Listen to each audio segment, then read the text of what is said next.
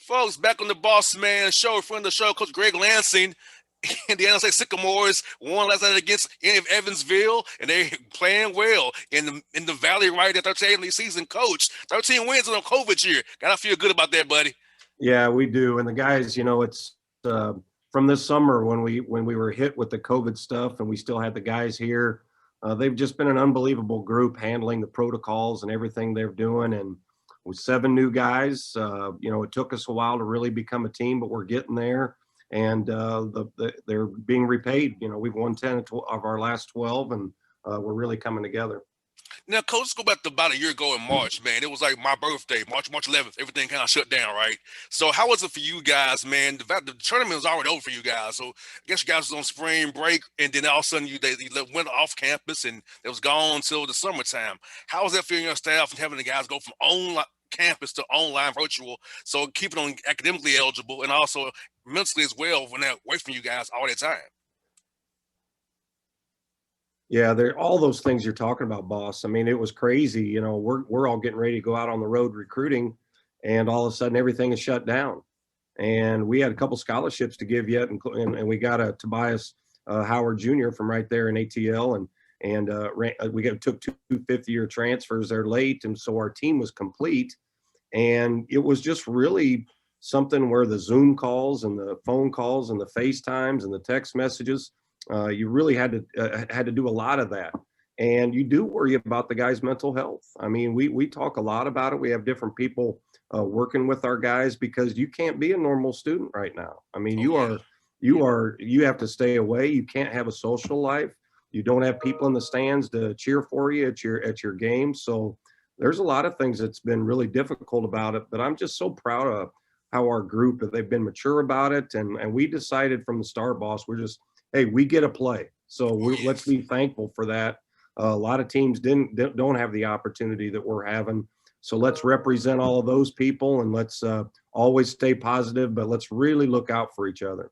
And Coach, I feel like advisors, academic advisors, assistant coaches, man, played a major role, because keeping the guys academically stable is what you want to do. And some guys, from like, I know me, Coach, if I was back home virtual, it would suck for me, man. So I know some guys love it, some guys don't. So having active advisor and your assistant coach really help your young men. Talk about how his key day was this offseason for you guys, keeping your guys grades up where you want to be. Oh, I give all the credit to my staff and our academic advisors here.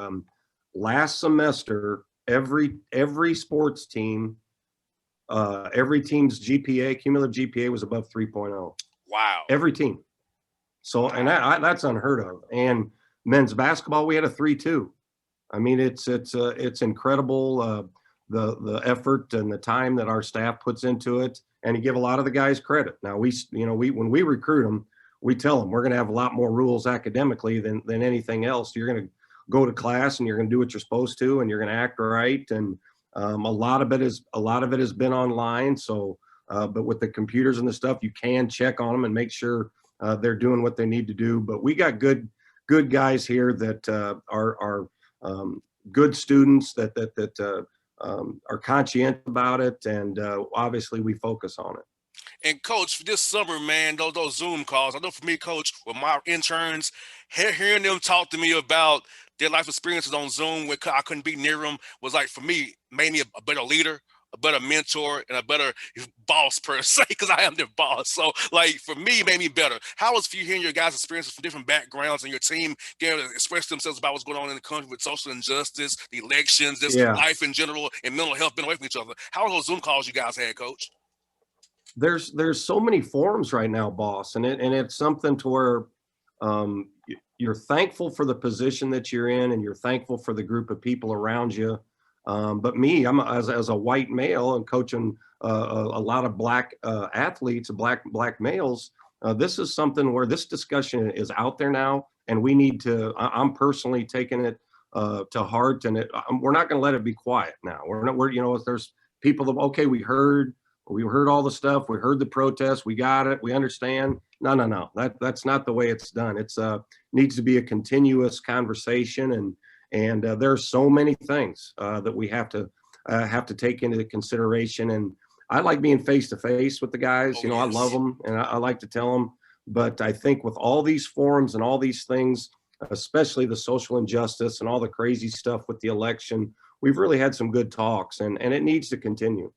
And coach, though, for me, coach, I had no idea how impactful my show was till the pandemic, because people tell me all the time, shame me sharing my story of growing up in Atlanta, not having much, being poor to where I am today. I'll be 34 years old in March. So I've come a long way from the kid who had nothing, who lived by the dome. So I could look at the Yeah, dome and see what the Falcons played, but I couldn't go to the game. So yeah, for coming from that coach to where I am today, and having my listeners hear that from me and help them navigate life and understand that you can make it, but it takes a lot to get there, right? Perseverance and this being together and have people who really care about you. Because I know, as when I was growing up, coach, a lot of people didn't care about us over here in Vine City. We was right. kind of forgotten. We didn't care about us over here. So, like, I want to be using my show as a great vehicle to help my community over there, where people can't say, hey, we need to help the people over there by the arena, by the stadium, because they don't have a lot of coaches. For me, this summer's been, for me, a lot of talking. I didn't know I know it meant anything, coach, to this. I swear to you, coach, nobody to me was like, JR, thank you for doing this. Thank you for talking about these topics, because, man, coach, I had no idea that people really care that much hearing me talk about my upbringing and my life experiences to where I am today. You keep doing what you're doing, man. You're a great example for young guys, coming from, we coach a lot of guys from different backgrounds, and to be able for them to see, the local kids down there, to be able to see all that you've accomplished. And, we all deal with our own hardships. And that's a great thing about being on a team, is you go through it together. You don't have to deal with it on your own. You've been on teams, but you've also had to deal with a lot of personal stuff as you keep climbing. I like to think I've hit every step on the way up as a coach. I didn't have the big last name. I was no great Division I player, so I had to work to get to where I'm at. And I'm a lot older than you, but I'm proud of what you're doing, and the type of guys we got on our team. We got guys that are going to be examples like you. And coach, for me, I told a story about this in '94. I was 7 years old, coach. I didn't meet my first white kid, Mexican kid, Asian kid till I played travel baseball. I hadn't met anybody besides black people till I was 7 years old, coach. And coach, I didn't care about what their race were. I wanted to get out of town on the weekends and travel, play baseball, play in Florida, Alabama. I didn't Yeah, care. I didn't care what race they were. I was 7 years old, coach. I went in the hood for a few days. I was happy. Yes, let's win the yeah, baseball game. So sports is like we're all together about a common cause to win the game. We didn't care that I'm from the hood. that's right. You're from Alabama. You're from the country part of Georgia. It's down South Georgia. We didn't care. We Yeah, wanted don't to matter where you're going home to, which was you're going home, get on what that bus, neighborhood you're coach, going to. and travel and hit the ball and win the game, coach. So sports for me, it showed me about diversity. It was for me was sports, and I feel like we can use our sports platforms, you as a coach, me as a radio host, to show that, hey, we can all come together with common interests and common goals. It's all about having a good time, learning from each other, and being a family, and being a we mentality, and being good together. Yeah, I mean, I grew up in just a completely white town, but I give my parents all the credit for how they brought me up. Race was never an issue. Growing up, it was watching the athletes and the games on TV to see a black guy. Then getting into college, playing basketball, and I got to be around some African American guys and that in school. And I may be an old white guy now, but I'm a hip hop junkie, so I love all that stuff. So.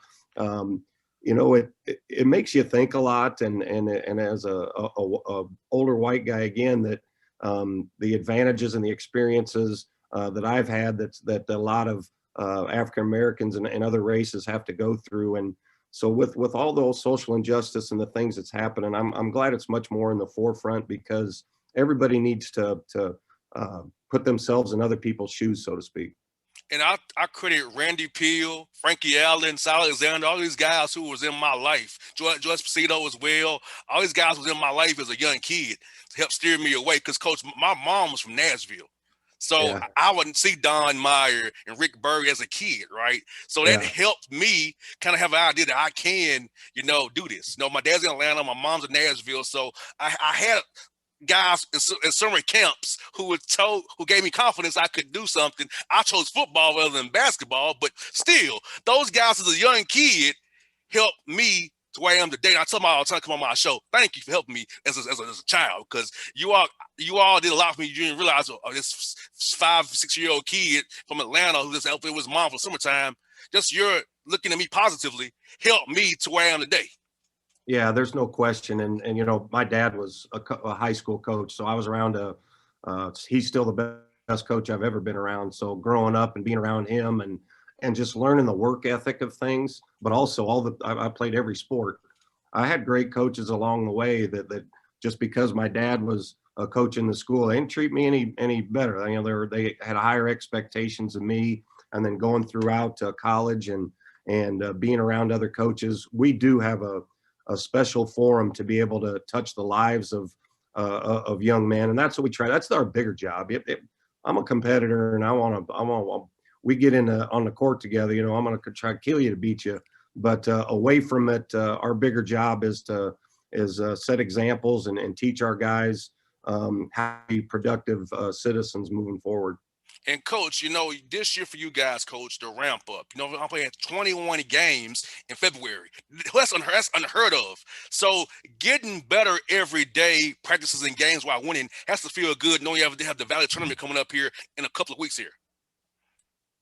Yeah, knocking on wood, because our guys, again, we've had a low number of COVID issues, and they can't have social life. I was a little nervous when the second semester started, where the guys are supposed to go back in class and be around other people that don't have to follow the protocols. But our guys are focused. They're certainly feel fortunate to have the season that we're having, and we have to continue it. We have a little break here.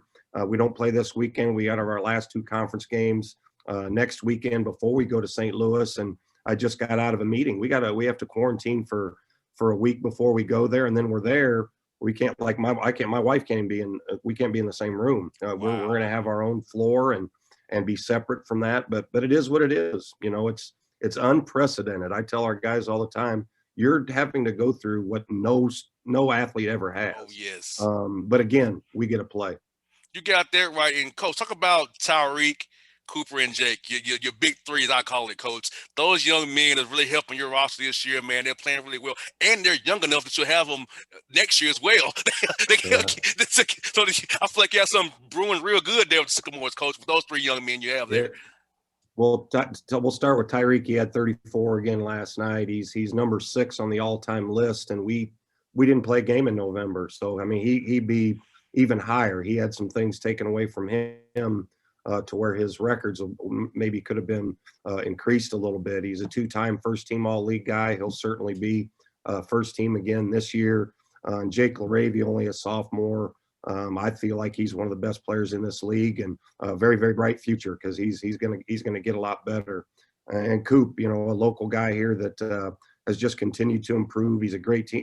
He's very talented. You know, people thought in high school he was just a shooter, but he can do a lot of different things. And we're starting a freshman point guard from Frisco, Texas, and another sophomore, Trey Williams, who I think should be on the all defensive team. So I like this group, man. And you talk about the future, could be bright.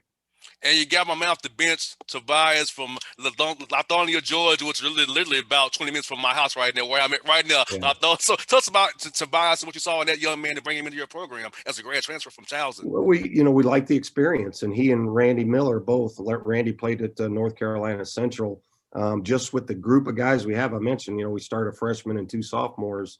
We needed some veteran guys to go to on a ready-made team, but we needed to increase our depth. And both those guys have played in good programs. They played in big-time games and big-time atmospheres. They're very good basketball players and good guys off the court.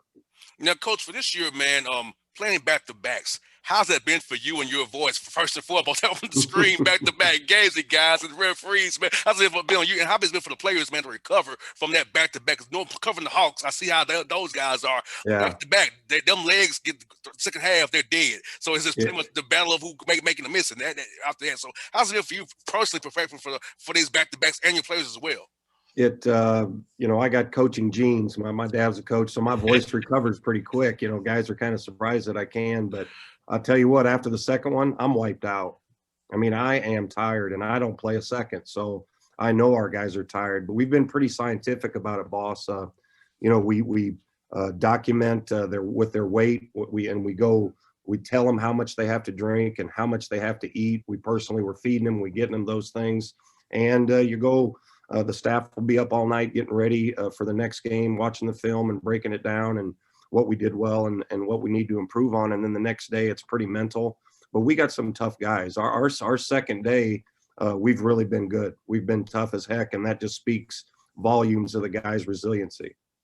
Now, Coach, you can keep recruiting via Zoom. I know that helps with the money for us traveling, but I know you want to see guys in person. So you still kind of recruit via Zoom for your 22 classes and beyond? Because I feel like it's you really want to see them in person. I would hate Yeah, to really yeah, have to go get interns off of Zoom like I had to this year. It really sucked, you know. yeah, But having to choose off the Zoom. But how's it for you guys having to recruit players? You want to see them in person, see their families, and see them actually play, not just watch film on yeah. them, get a feel And for them. they just pushed it back through May again. So we're not going to be able to do it. And we're lucky, like you said, we got Tobias and Randy for last year's team about a year ago at this time. And we had two young guys committed, or they've actually signed, another kid from Texas and then a local young man. And we have one scholarship that we can use right now. But it is, it's all by Zoom. It's you're watching, you get stuff online, the games of these guys. It's different. I hate it. Like you said, it sucks. Yeah, it sucks not being able to be face to face with recruits and their families. And some of the stuff like our one of our kids we signed just had his senior night. And as a head coach, I've always gone to our signees senior nights, and I can't do that. So it's tough. We don't like it, but like you said, it'll save some money. But everybody has to deal with it. Yeah, because like for me, I can't go see none of my friends at Georgia Tech when they play Georgia Tech or Kennesaw or Mercer or, or Georgia State. I can't see anybody because it's funny. Coach Riley at South Alabama came to town and played the Georgia State. He's like, "Where are you at, man? They won't let me in. Yeah, yeah, I yeah. can't come by and say, hey." He said, "Nope, you weren't part of the Tier 1 quarantine. You You got can't." to be a media. You can get in. You should be able to get in. Go in there and say you got work to do. Coach, they said no, not no, nobody's allowed in, not even for you. So like, okay, so I have been nowhere, Coach. I have not seen anybody this year other than on Zoom or the radio show or via text or FaceTime. That's all I saw people this year. I can't go see them in person no more. Say, hey, what's up to them when they come play here in town. It sucks. We had a few. Evansville opened up when we played at their place, and they allowed 2,500 in. So our games have just been family. That's it. And so a bunch of our fans went down there, and our fans, our small group of fans, were louder than the Evansville fans. So it's really neat, and you could just see the difference in our guys. They were so juiced and energized just by having a small group in there. So it's tough. They don't get to get cheered for this year. They don't get to Oh get to yeah. stand up and applause. And we had our senior night last night. We couldn't have guys in here, people in here. So it is difficult, and I feel for the guys. That's one for you, Coach. What was your quarantine hobby? Mine was playing the guitar, Coach. I can do some stringing now. I can play the guitar and string. What was your quarantine hobby now, Coach? The wife and I got on Netflix, and we went through some series. I'm all about, especially when there's no games on. But now that there's games back on, I'm usually pretty much watching those. But it's been Netflix. No doubt. Well, Coach Lance, thank you for your time today, as always. Let's catch up with you, man. Let's take against Valpo next week, and I'll definitely watch it for you guys in the Valley Tournament. Hope to talk to you in March again when you go to the big dance for the All Sycamores, right, Coach. man. I appreciate you, boss. Coach, anytime, buddy. You be safe, man. You too. Thanks. All right.